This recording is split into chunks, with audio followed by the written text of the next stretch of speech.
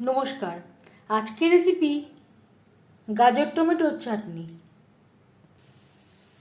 ডাল ভেজে নেওয়ার পর দিয়ে দেব রসুন পেঁয়াজ কাঁচা লঙ্কা, আর দিয়ে দেব গাজর,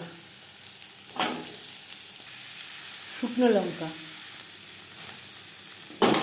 টমেটো,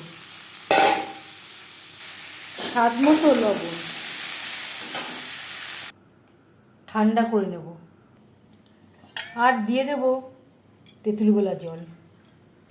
এর একটা পেস্ট তৈরি করে নেব। শুকনো লঙ্কা, কালো সরষে, আর দিয়ে দেব চাটনির ব্যাটার।